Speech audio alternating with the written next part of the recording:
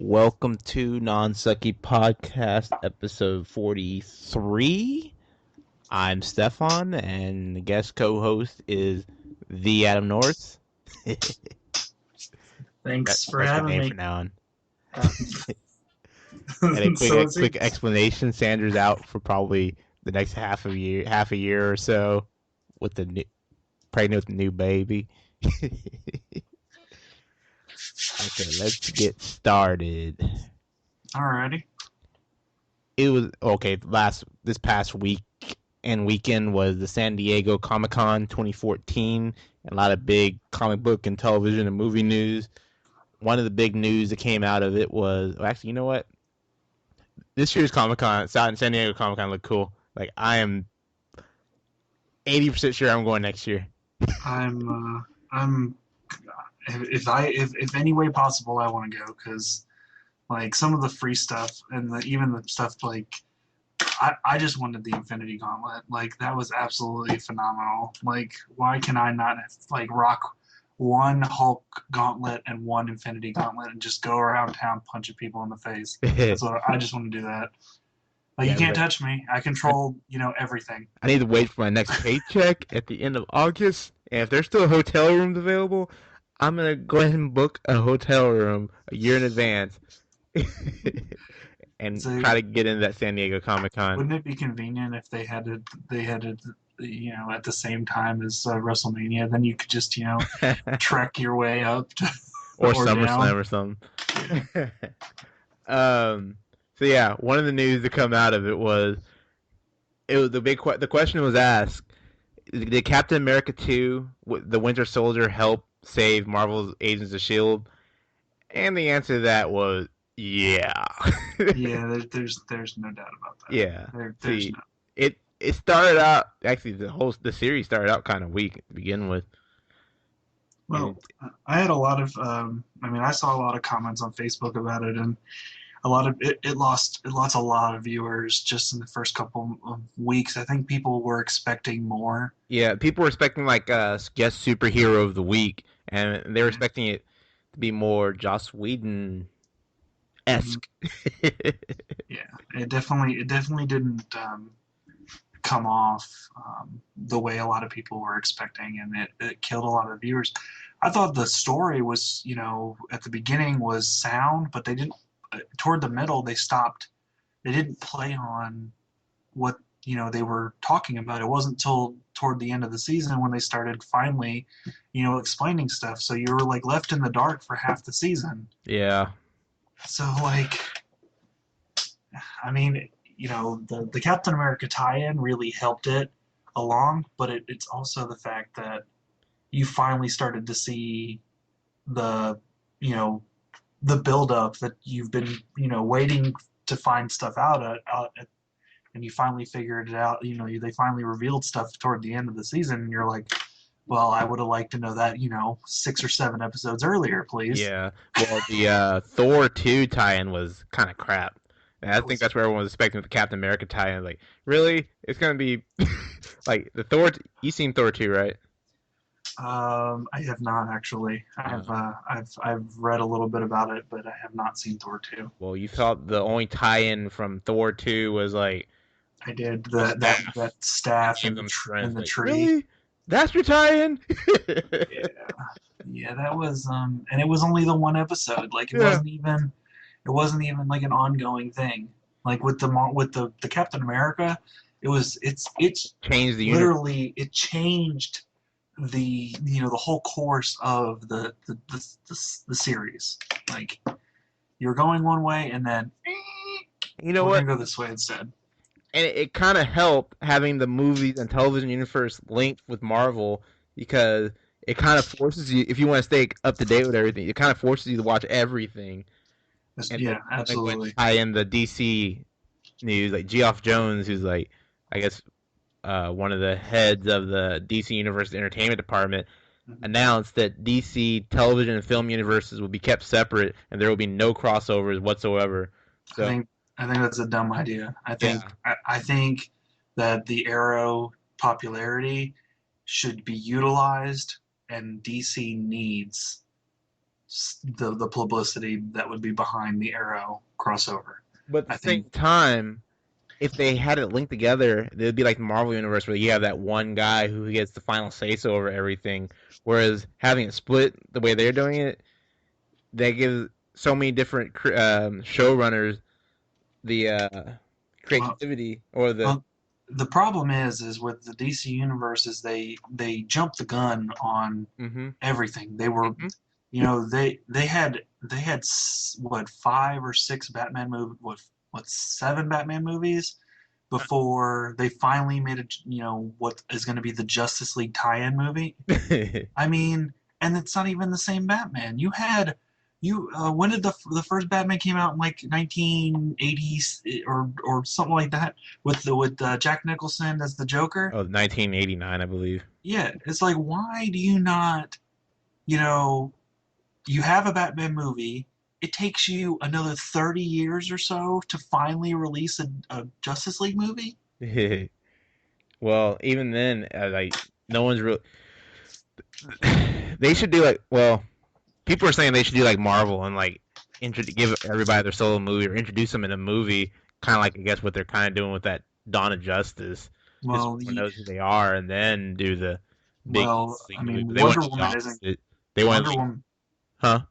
Oh yeah, yeah, yeah. I see what you're saying. Yeah, they are going opposite, and I don't think that's a good idea. That's a In that, giant gamble.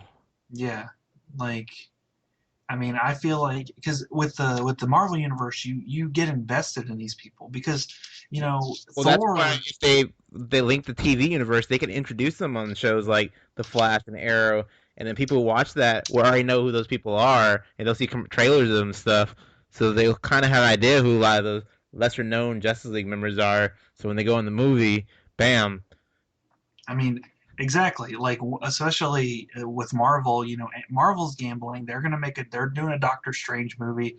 They're doing an Ant-Man movie. This Phase 2 that they're doing are all these no name, these B level superheroes that they're gonna make big yeah, actually because Marvel gambled on every single movie they put out because since they had already licensed away all their major stars like Spider-Man and X-Men, I X-Men. mean those Hmm. were their most popular characters, and Hmm. like everybody they have now are their B squad except for Captain America. Yeah. Um, I mean, when you're doing that type of stuff, I mean, Stephen ML does an amazing job as Arrow. So, like, why not? Like, if you cast anybody else, you're gonna have a huge uproar against it Yeah. because everyone loves that Well, actor. they probably won't even put Green Arrow in their Justice League. Who knows what Justice League they're going with? Mhm. I know Cyborg is gonna be um, in the Dawn of Justice movie. I don't think he's gonna, or the father of Cyborg or something like that. They're gonna have the Something like that. Cyborg tie-in, and I think that's okay. But Green Arrow is I he's to me he's a really crucial character, but he's because he is Well, the see, DC Universe's version of Hawkeye, and you put Hawkeye in the Avengers movie, who is virtually super powerless, no name, virtually. but that's what they have Batman for. I mean, Yeah, but really, all they need for the Justice League movie is Batman, Superman, Wonder Woman, Flash. I guess you can do Cyborg. It'd be nice if they had Martian Manhunter. Um, that's about it, really. yeah, but Batman. The thing is Batman is much more is much bigger than Hawkeye is. I mean, than Green Arrow. Like when it comes to name and carrying, you say Batman's name, people are like, oh yeah, I know Batman. You say Green Arrow, it's like I guess it sounds like he uses a bow, Sound and like I and I guess Robin he Hood. wears green. So Robin Hood, what exactly? Robin Hood. Yeah. All right. All And we're right. gonna move on to they casted Karen Page in the new Daredevil Netflix TV series. It's gonna be True Blood's hottie redhead, Deborah Ann Wool. Karen Well, Page is like his first big love interest. She plays a major role okay. So yeah, throughout the series. I'm not super familiar with Daredevil. Unfortunately, I am, familiar with the a little bit with the comic book, and of course I am familiar with the, Ben Affleck movie. See, with the Daredevil, I remember with the movie that came out, it felt like that movie felt like something it would have worked out better if it was a TV series with that storyline, and if they would have focused a little more on the Matt Murdock as the blind lawyer side, a little Mhm. more. Yeah, I really liked. I mean, I know a lot of people didn't like the Daredevil movie. I mean, ultimately this is getting off topic, but I actually enjoyed it. Yeah, I I it thought could have that. been better. Oh yeah, it could have been better. It wasn't a horrible piece of crap that everyone makes it out to be. Yeah, It yeah. was I no mean, Batman and Robin. it was definitely not the Fountain. That's for damn sure. And then some of you may have already heard, some of you may not. They're doing a live action reboot movie of Power Rangers. And Tommy is going to be in it, The from what I writers hear. for it are going to be the writers from the X-Men First Class movie, Ashley Miller and Zach Stintz. So there's a good chance it's going to turn out pretty good, hopefully. Well, I just say if they get any of the people from the original Power Rangers, that means I have to see it. Like I went to Comic Kimberly. Con. Yeah. Oh, Amy Jo Johnson. He is aging well. The oh, the amount of wet dreams when I was 13-year-old. Anyway, um, no, I went to Comic Con 2 years ago, and Tommy was supposed to be there, and I was like, he at the last minute, like he something happened and he couldn't go. I was like devastated. I was so excited to see. Yeah, he was at our Comic Con this year. See, Yeah, one thing I always loved about Amy Jo Johnson is the fact she shares the same birthday as me. So I was like, oh, that is awesome. match made in heaven, man. Exactly, except she's kind of old. Yeah. So I used to watch Disney Channel like late night, when I was younger, because they'd always play Susie Q, and she looked superb in that dress. Moving on to video game news. This past weekend was the big beta weekend for Destiny on on PlayStation 3, PlayStation 4, Xbox 360, and Xbox One. It was awesome. I'm pretty unhappy that I wasn't able to do that mission. I had to work. It's I'm like, unhappy. I gotta wait all the way till September 9th for that game to come out. yeah, I was like, tell everybody. I told everybody, I was like, I was not planning on getting Destiny. And then my boss at GameStop's like, here's this beta code. I was like, I guess I'll try it out. Oh my God.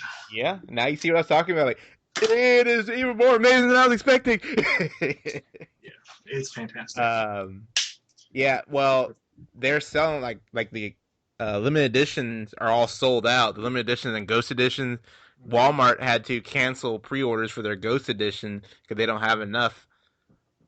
And like that Yeah. sucks. If a person paid that amount, pay $150 for that, and then get it canceled Yeah, because it ran out. GameStop had to cut it off like I think like two weeks ago. Jeez. Like they cut it off early. Like I'm like I was like now I wish I would have done it because I could Yeah. turn around and sell that on eBay for like Yeah. a ton of money because whenever something's like that is um, you know limited like that and it actually gets canceled Mm. like things like that, people play out the nose for stuff like that. Yeah, I know. I kind of wish I got that Ghost edition instead of I got the special edition for Assassin's Creed Unity that comes with all the other stuff, but like, I mean, the stuff that comes in Assassin's Creed Unity to me looks better, but I don't think it's gonna get that same popularity that Destiny's getting. Well, see, for me, my fiance loves Dragon Age, so Mm-hmm. we're gonna get the Dragon Age Collector's Edition. It's the 151, and it's crazy. It comes with a lockpick kit and tarot cards, like real life this stuff, like workable. Like I'm gonna go like break into somebody's house and then give them their fortune. That's what's gonna happen.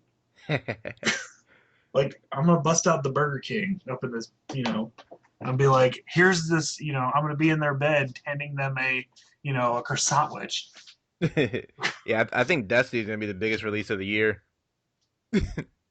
Well, I'll tell you this right now. Where they are right now, pre-orders are 1 million short for the new Call of Duty than where they were last year. 1 million copies short. Yeah, people are So tired. Call of Duty is the same thing every year. It's like it has to be a first stop releasing them every year. Do like Battlefield's starting to do, where you push it, you make it like every other year now. mhm. But when Yeah, it's every well, year, it's like why? How about I just skip this one and wait till next year? exactly. Because I mean, ultimately, if you buy the season pass and the game, that's $110 that you're spending on a game. Okay, Yeah. $110. Then you pay for your plus to play online or, whatever Xbox Live. That's another $50 or $60 a year. So theoretically, if you just play that one game, you're still spending $170 to $180 on one game. I mean, honestly, all they gotta do is spend the extra time on the game, and then just do like 2 years worth of DLCs. You stretch out over time, and people will keep buying if the game is good enough. Exactly. Like they do this. Call of Duty does this three company system. They Yeah, I do. think it dropped down to two now, isn't it? No, well, it was two, but now it's three again Ah, because Sledgehammer. No, it's Treyarch, Sledgehammer, and Infinity Ward. yeah.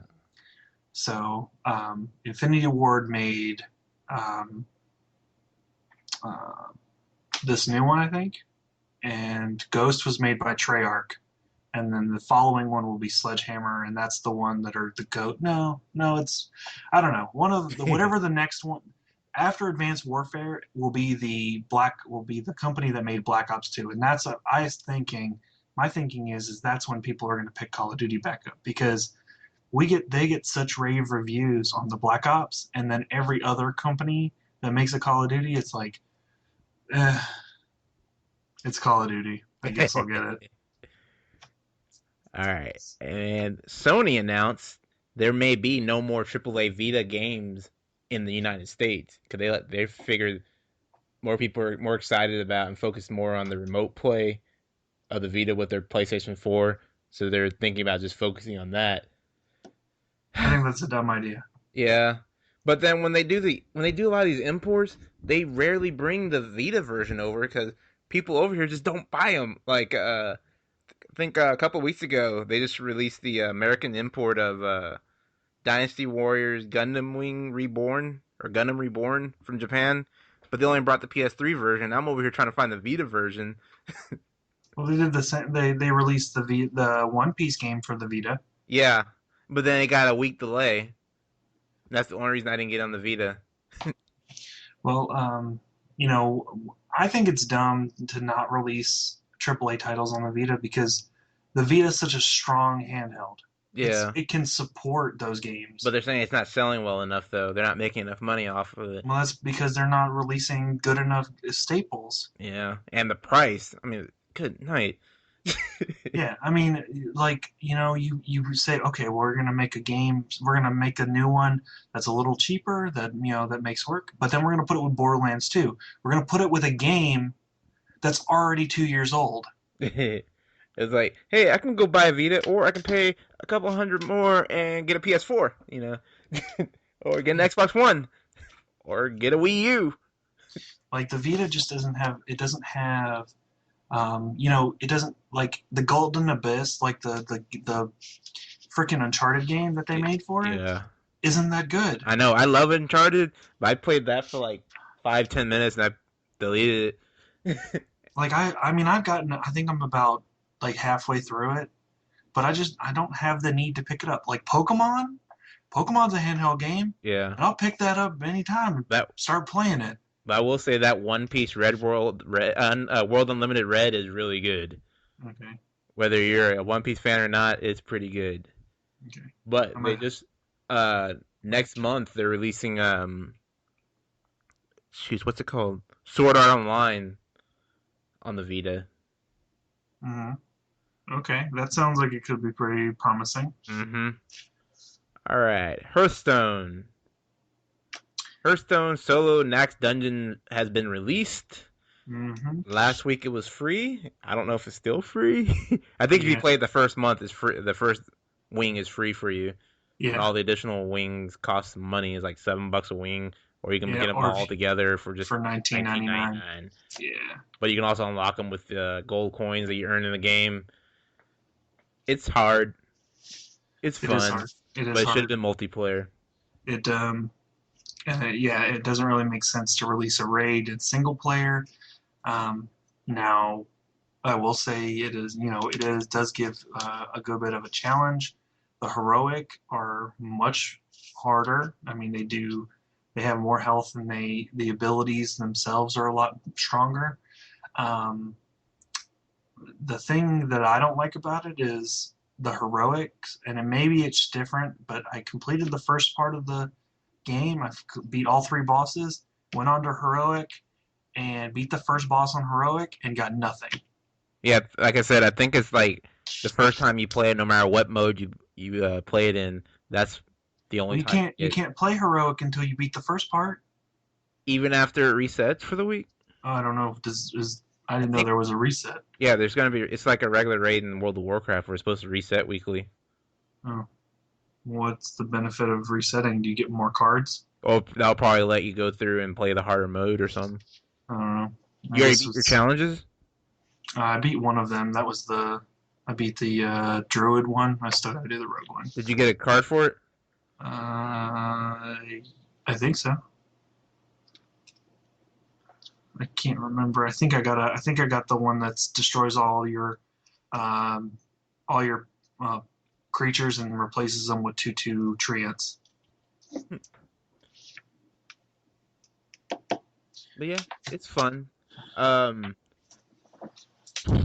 again, the lack of multiplayer for the dungeon and the fact that you can't do more than one-on-one battles. I mean, I hope it's gonna come in the future because like with the World of Warcraft card game, you could do like 2-on-2 or triple threat, and then you It's had the the raids as dungeon. well. Yeah, the raids were like 6 men or 8 men and stuff. I think part of the thing that I have an issue with is that when you're beating bosses in the raid, you're getting these random cards. When you beat bosses in, World of Warcraft, you got weapons, you got, armor, you got, trinkets. These are cards that aren't in the game. Okay, does every hero have a secret, or is it only the select few cards that have like? Is it only hunters and No, no, no. Everyone has some type of secret. Okay, because I've only seen the same three over and over again. I've only seen hunters, um, paladins, and mages. Um, well, let me think. I know those three definitely have secrets.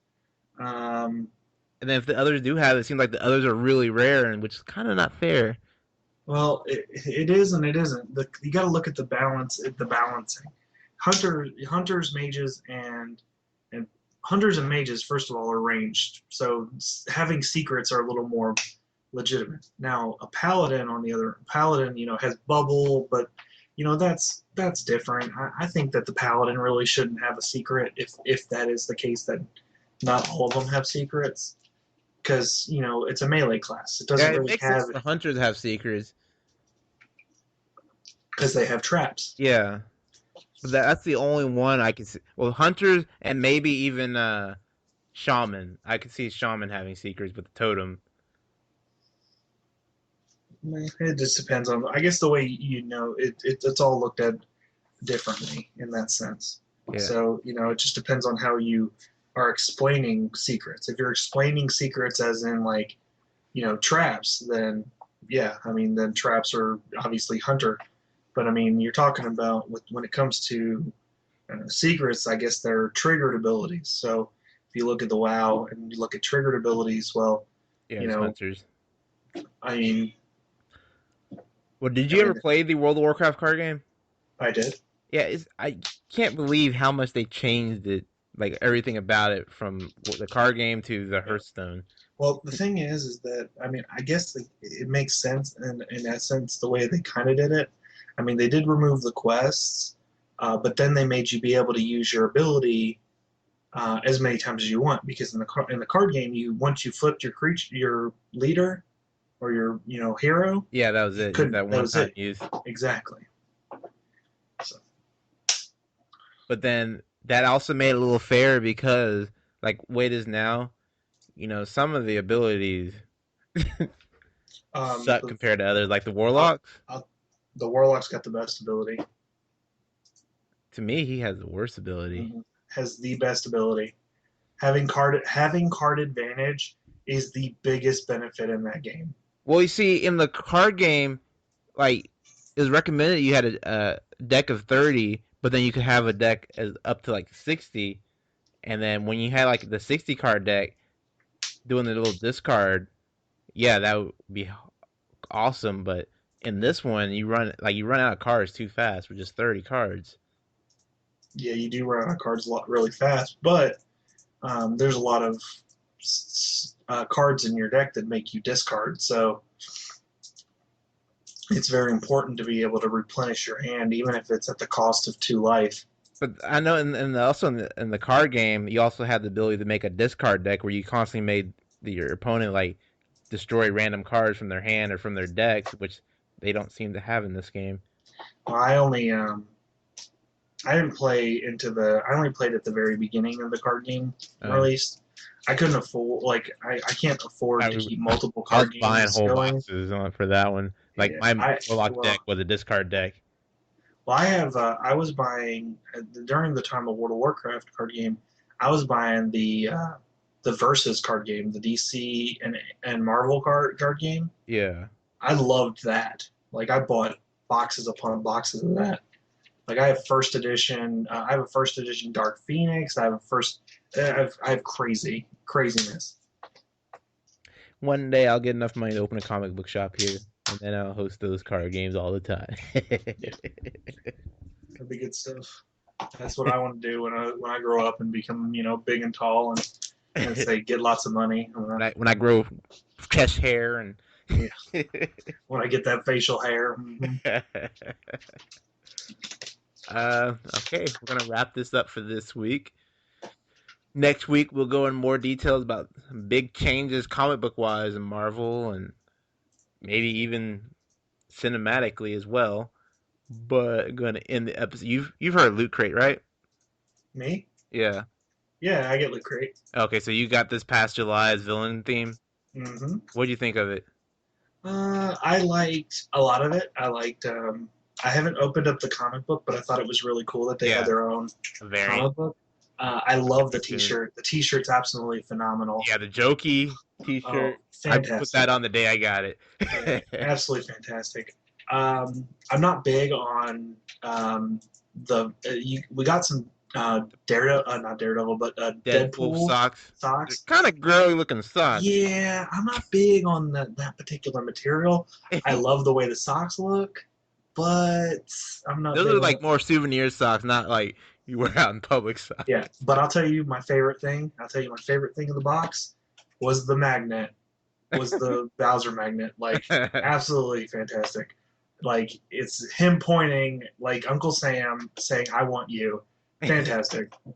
Bowser is always makes my day. It was funny is I was gonna cancel that month's Loot Crate. I was gonna switch over to Nerd Block because Nerd Block is kind of more my style. But Mm-hmm. Now I'd be like, okay, I wonder what the next month's gonna be. Well, I got the Transformer one, the previous one. I loved the T-shirt. Like every T-shirt I've gotten from them Yeah, has been absolutely phenomenal. Like that's the only thing is like I want every box to guarantee the shirt. Like Nerd Crate, guaranteed at least one T-shirt every box. That's why I was kind of gonna switch over to them. But lately, every box has been T-shirts, so I'm satisfied. yeah, exactly. Like it was like the like last month's T-shirt was the Transformer one where it has Transform the future. yeah, the Transforming from the Future, Back to the Future, where it had what Marty McPrime, Yeah, and it had the DeLorean, and he's Optimus Prime has the the Marty McFly hat, and he's stepping on the DeLorean. That's fantastic. yeah. So um, All right, wrapping this up at the 30-minute mark. Tune in next week. You can leave comments, email us nonsuckypodcast.com. Oh, wait, no, nonsuckypodcast@gmail.com. You can visit us on the web at nonsuckypodcast.com. You can follow on Twitter at NS Podcast. You can find us on Facebook. Just do a search for Nonsucky Podcast. And see you next week. see you next week.